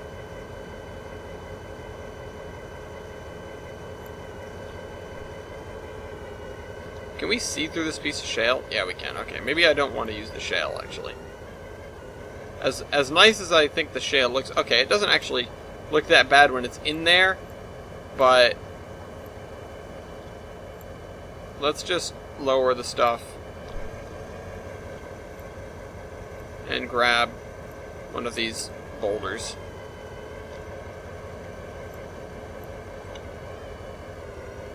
I want to do a big boulder next to this tree, so...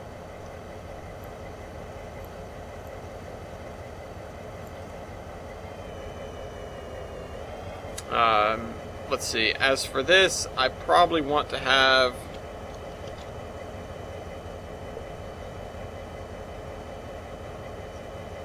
some of these guys just around the base. Because that'd be really the only reason that the tree would be spared, you know? It just has to be nestled there in the rocks.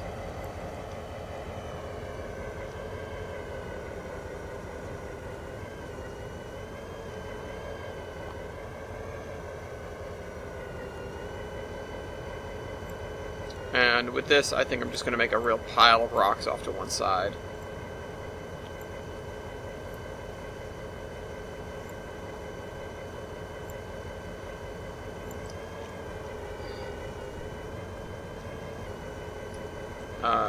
yeah, so those are those three. Let's add...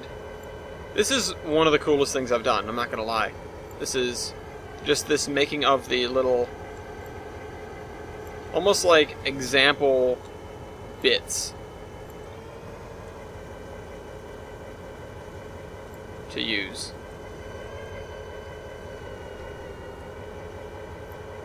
And I'm nervous too, because we're burning time. I don't think we're going to get to the copy pasting. At least not of these. I'll go copy paste the actual trees over the VMR track up in the mountains later. Or, you know, in a few minutes when I get over there. And so those guys are going to be next. We need the...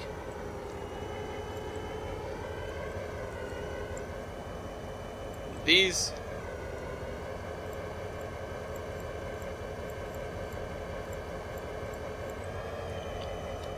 I'm sure the cows will love seeing these.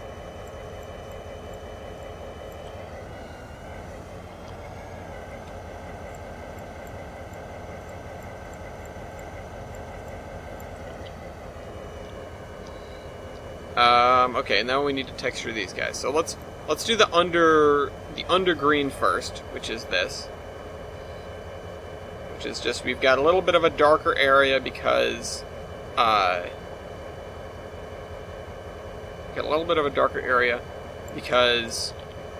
there's, you know, trees overhanging it.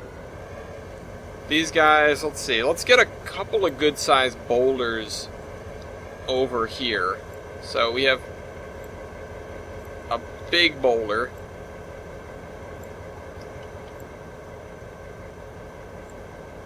Between these two trees, or else it would just be a bunch of them in a line.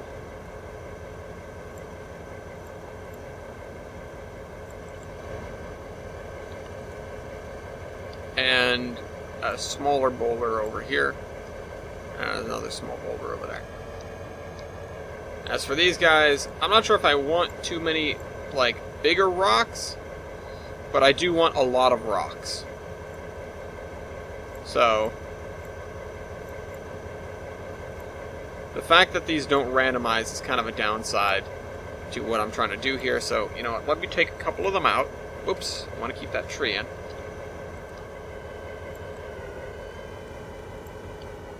Yeah, so I like it less. And let me grab the granite rocks and really sprinkle these guys around here.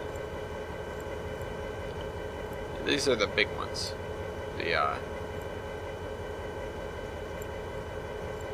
This is like there's a real mess of rocks over here, and so we left the trees in place because we didn't feel like cutting them down. There'd be no advantage. And I need the grass for this one. So let me grab the grass in the middle there. Nope. One in the middle. Nope. Stuff in the middle. Nope. Stuff in the middle. There it is.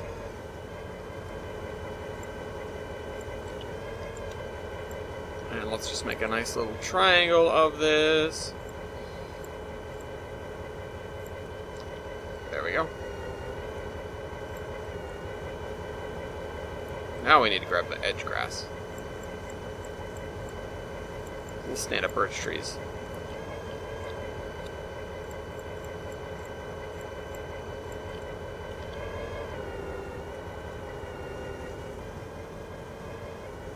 Okay, and this is the last one, huh?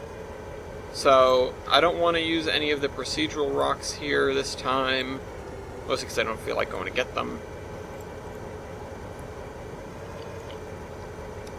So let's just add a bunch of grass underneath here.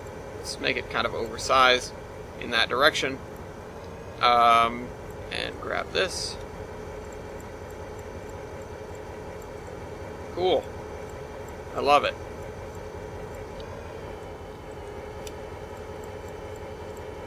I've never done something like this before, and I really think it's going to be... I really think it's a cool thing to do. So we're going to take these things, and we're going to copy and paste them all over the fields. More spread out than this, of course, but... in general, that's what we're going to do. So let me grab one and just run a little test of it. So let's let's select this guy, because this might be my favorite one. So yeah, we're completely in the box there. Want to make sure that we don't get more than we need. I don't want to paste height, I want to paste textures, splines, and objects. Also, I want to overlay. So, you know, whatever. So that can go down there. That's actually way too close to being centered. That can go down there. And let's see, we'll add one to each of these. This can go like there. And also right on the edge here.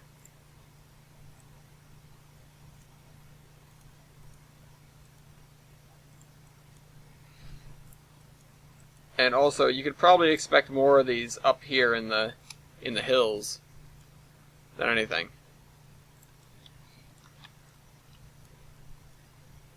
Also, I probably should be rotating these, huh?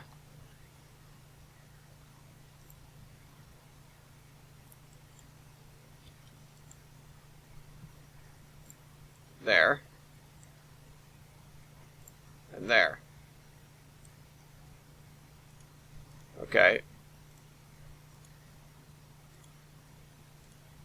Let's grab another big one. How about this one? Starting from right there, going to right there, should be everything. Alright, paste it. Let's paste it. Doesn't need to go in here.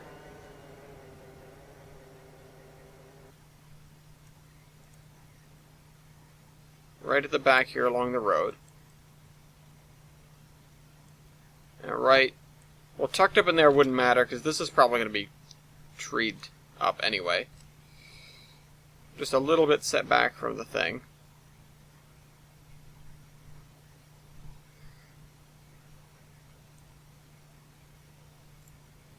Close to the tracks. And we won't have one of these in there, because that's such a small field.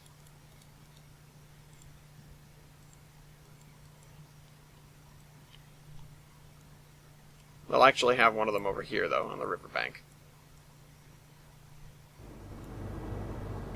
Another one up here on the riverbank. Okay, so now let's grab a little one.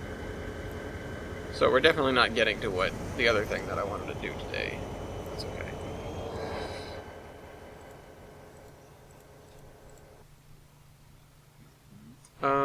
There is fine, and there is fine.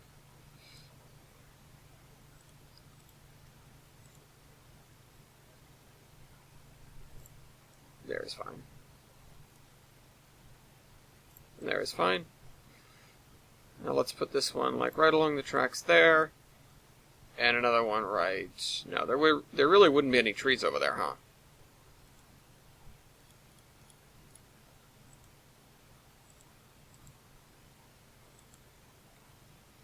So, let's do this one. Is that the one I just did, or did I do the birch one?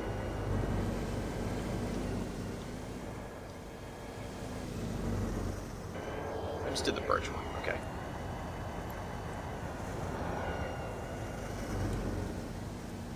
How to add little details to your route.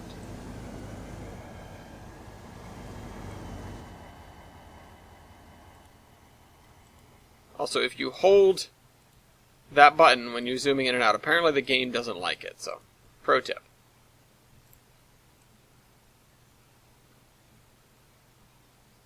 Let's go over here. We've got 10 minutes or so left. This field seems to already have plenty, so I'll just put it down in the corner.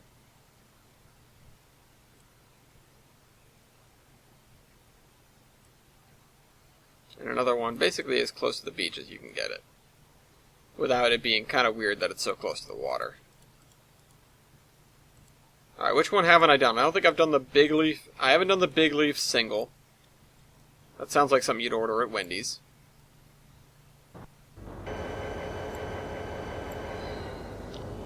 And I think this is totally square, but it's fine because we're going to be rotating it anyway. Let me do that.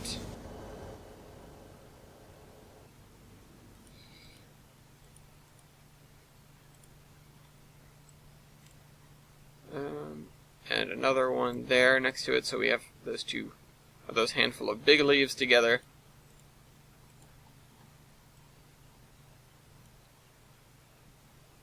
Let's do one over there, because there really isn't anything over there. And let's do one just right over here.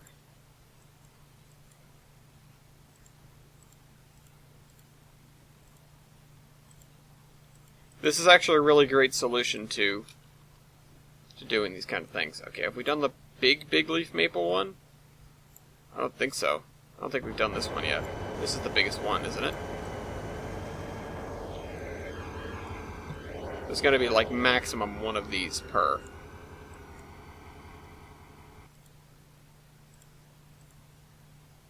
Also, I feel like something needs to go in here, so.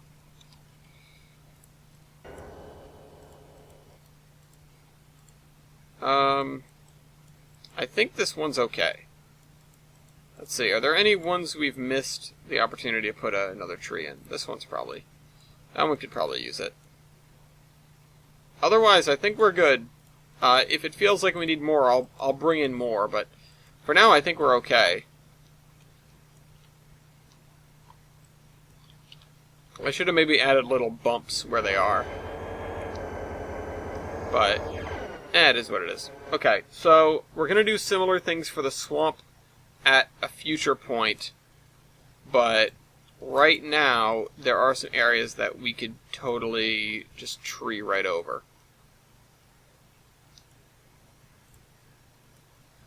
So let's do that. That actually is a fairly small brush, but we'll do it anyway.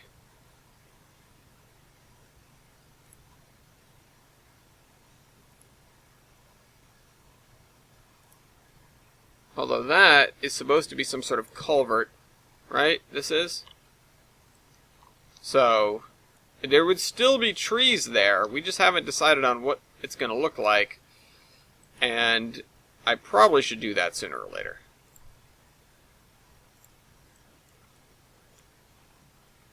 And then getting these areas done is going to feel awesome. It is. It's going to be a huge weight lifted off our chest because we're going to be that much closer. We're already at the second tunnel, basically. This area is going to have to wait, but that's fine. And while we're here, the other thing that I love about this is now it feels like it's justified that we can grab as big of a swath as we can get right now. And, what should I not? Uh-oh. Oh, good, we're on overlay. Oh, thank goodness. Okay. Otherwise, we would have deleted our track there. I'm not sure who would really want to copy and paste railroad track, but I'm glad that just includes splines. I missed the edge. Yeah, if the game crashes on us, then that's the end of the episode. That's fine by me.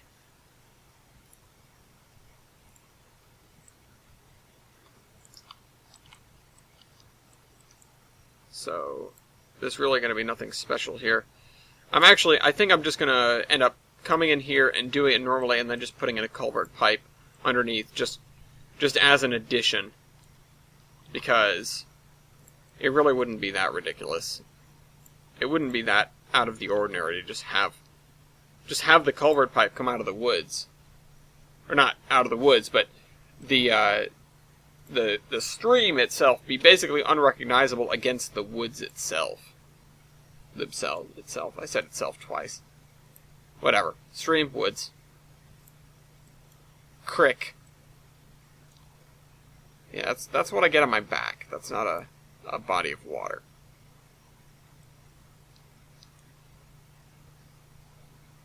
Fight me, O'Gillies. Okay. We missed a spot there. That probably could have been rectified much more easily by slamming down another giant block, but we're getting that much closer, huh?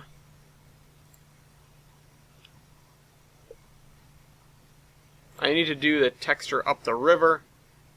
Until then, I will get kind of close to it, but not very close.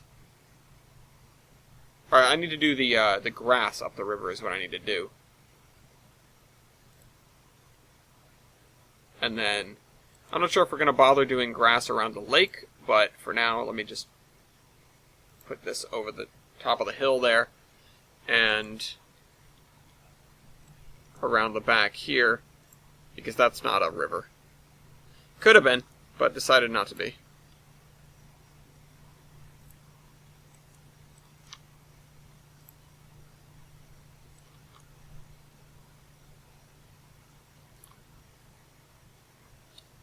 It looks like that's going at a very steep downhill, but actually it's just Shakwad. It's just crooked compared to us, our perspective.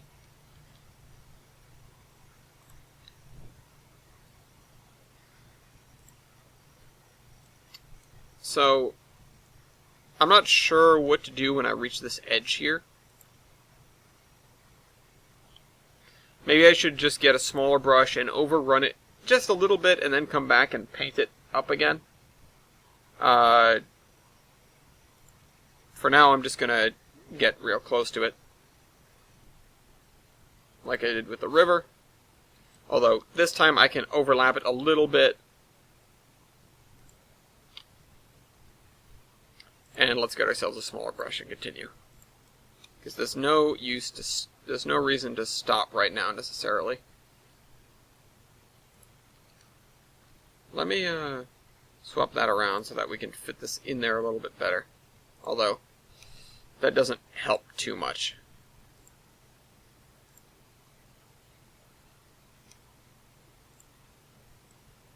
Yep, that's going to need to be retextured once we get all the trees on top of it. Oh, you know what? Actually, no, it's not.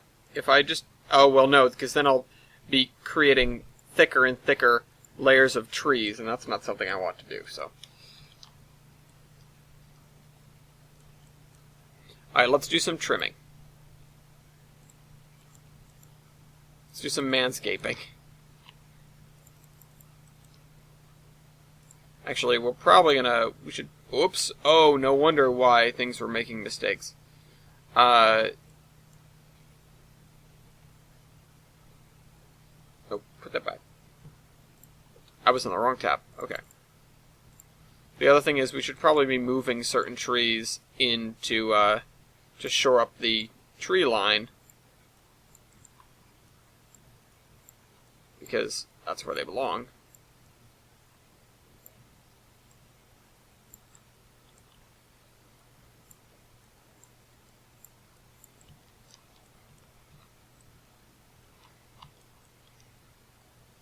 Yeah, we're pretty far from those trees with tracks and roads. So I don't even feel obligated to put in grass lines underneath here, even though I definitely should. I just need to fill in these little gaps. These are the things I'm talking about, where once we're done with an area, we should really just send in the computer to fill in everything that we missed, and call it a day from there. Oh, whoops, wrong texture. This is an area where I think our methodology panned out a lot better than in the rocky sort of hills areas. But even still, we've probably done better. It paid off. It was okay. Also, remembering that I can actually do this was one of the smartest and dumbest moments of this entire series. So we're going to end up having to do that, but while we're here, while we've got just a few minutes, or well, really a few seconds left, let's just clear out the main line here of trees. Doesn't matter if we push the tree line back a little bit farther than it otherwise looks like it should be. It's fine. Yeah, we need to get the grass exposed, and we need to get the telegraph lines clear of trees. And that's basically all we need to do. It is still pretty closed in. Chris does love to remind me that at this point in time, it wouldn't have necessarily looked like this. And that's actually something that I should keep in mind, especially if I'm going for a New Englander feel. Back at this point in time, the forests were still recovering from well, in New England in particular, the hurricane of 1938, which had wiped out most of the forests, which were mostly white pine at that point, because the European settlers, for the most part, had come in and chopped down most of the old-growth forest. And so the things that grew in their place were white pine because it grew very quickly.